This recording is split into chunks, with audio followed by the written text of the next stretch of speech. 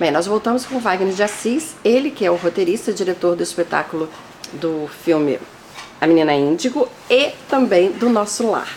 Bem, agora vamos falar do Nosso Lar, um filme que fez um enorme sucesso. Mais de 40 países já assistiram o Nosso Lar, mais de 40 milhões no mundo de pessoas já assistiram o Nosso Lar, não é isso mesmo?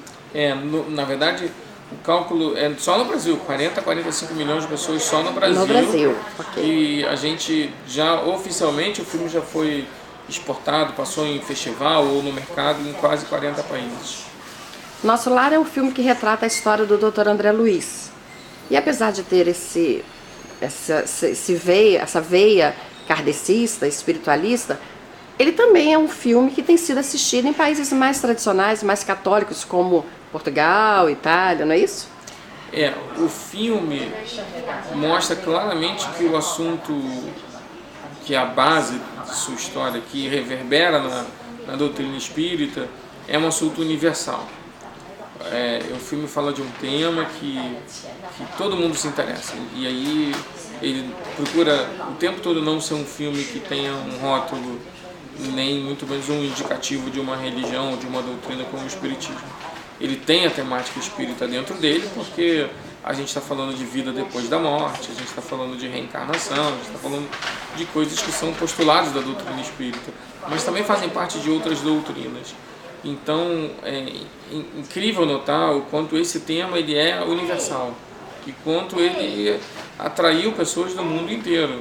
E claro, no Oriente a gente passou em países que a gente nunca imaginou. 2 vezes em festivais chineses, no Japão a gente passou na Austrália. Então é muito legal ver o quanto o tema vida depois da vida, né, repercute no mundo inteiro. Agora, esse filme ele vai ter continuidade. O Nosso Lar, a gente vai trabalhar a continuação disso, a gente vai filmar o que a gente está chamando de Nosso Lar 2, que na verdade é baseado no livro seguinte ao Nosso Lar, da obra do Chico Xavier, que se chama Os Mensageiros, e tem um pouquinho também de um outro livro chamado Obreiros da Vida Eterna. Então tem uma adaptação aí, tem uma junção de algumas histórias, e a gente vai estar trazendo isso para as telas de cinema também, contando também um pouco mais do aprendizado da odisseia do Dr. André Luiz aí no mundo espiritual, né, nas dimensões pelas quais ele passa, mas vai ter sim, vai ter o Nosso Lar 2. O que é mais difícil? Fazer um roteiro, criar um roteiro, como você criou A Menina Índigo, ou trabalhar em cima de um roteiro que já existe? A diferença entre um roteiro original e um roteiro adaptado, por si só o nome já diz, mas basicamente você tem onde pisar no roteiro adaptado, de onde tirar o seu extrato, a sua essência. E no original você está flutuando, né? Você está boiando, você tem que se achar ali para poder colocar as suas raízes e contar bem aquela história. Eu costumo dizer que ambos são muito complicados. Escrever roteiro não é fácil, fazer cinema não é fácil, e tem armadilhas próprias disso. O bom disso é que você pode experimentar as duas fases dependendo do tipo de história que você queira contar.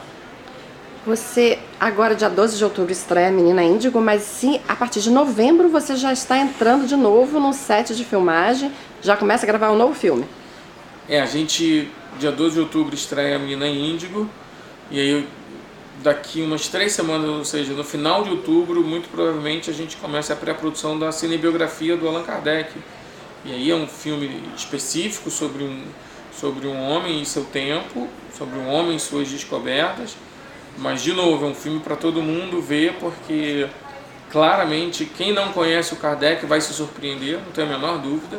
E quem conhece vai se surpreender também, porque vai descobrir que existem questões da vida dele e aspectos da vida dele que são extremamente interessantes, heróicos, por assim dizer, né? Louváveis, e que não são tão conhecidos assim do grande público, né? Então é um grande desafio, é um filme que vai se passar em 1857, 1855, ou seja, nessa década do século XIX, e é um filme que a gente vai filmar em Paris um pouquinho também, né? Então é um grande desafio, é uma coprodução da Cinética, da minha empresa, com a Conspiração Filmes, o que é é um momento novo, a conspiração tinha interesse de fazer o trabalho do Kardec, é baseado no livro do Marcel Sotomayor, um livro que é um best-seller, que é uma abordagem jornalística sobre a vida do Kardec, e a gente está trabalhando bastante já há alguns anos já também, no roteiro de filmagens, na estrutura do filme, ou seja, estamos ansiosos aí para contar mais essa história, né?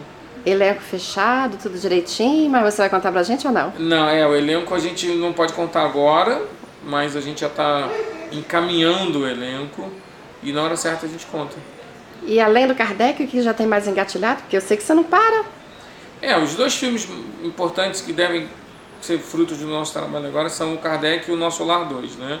E a gente tem aí em gestação outros projetos que estão bem gestados, né? Estão nascendo, né? Tem uma proposta e um projeto de fazer a cinebiografia do Emmanuel, que é um projeto de grande desafio, e contar a história do espírito Emmanuel. É inédito isso no cinema. A gente está trabalhando o roteiro, está trabalhando a pesquisa. A gente vai ter a Universal Filmes como nosso parceiro e isso, logo depois a gente vai estar anunciando também. Tem lá na frente a proposta de fazer um filme sobre as irmãs Fox, que são pioneiras do espiritualismo nos Estados Unidos. São 3 irmãs incríveis, uma história de vida incrível. E esse é um projeto também que está na nossa estrada aí, para a gente encontrá-lo em algum momento. Agora, você estava me contando da quantidade de salas de cinema que tem no Brasil. E eu queria que você falasse sobre isso, porque eu sei que é meio dramático. Você tem que fazer sucesso nas 2 primeiras semanas para poder continuar em cartaz. Não é ruim isso? Tantos anos trabalhando e aí, de repente, em 2 semanas tudo tem que se definir? Infelizmente essa é uma realidade brasileira. Nós temos poucas salas de cinema ainda, né? Já tivemos muitas nos anos 70, mas essas salas diminuíram. Elas voltam gradualmente, mas ainda muito aquém do necessário. Então, infelizmente, isso faz com que a competição seja muito acirrada e que o exibidor acabe se dando o direito de querer trocar os filmes para que o público possa estar sempre indo ver os filmes e as médias de público sejam altas. Ele vive de um negócio, né? Então, adoraria que a gente tivesse pelo menos o dobro de salas de cinema para que a gente pudesse deixar os filmes nas salas mais tempo. Mas talvez com o tempo, né? Porque esse é um lado duro do cinema, né? Esse é um lado de indústria, e isso a gente tem que estar preparado para isso, não tem jeito, faz parte do jogo, né? Bem, a gente vai ficando por aqui. Desejo para você muito sucesso com a Menina Índigo, assim como foi com o Nosso Lar e com todos os outros projetos que estão a caminho. E a gente espera poder conversar com você mais vezes. Muito obrigada e a gente se encontra. Eu que agradeço. E quem gostar do filme, recomenda. Quem não gostar, recomenda também, né? Porque aí as pessoas tiram suas próprias conclusões. A Menina Índigo a partir de 12 de outubro nas principais salas do Brasil. 12 de outubro. Um beijo.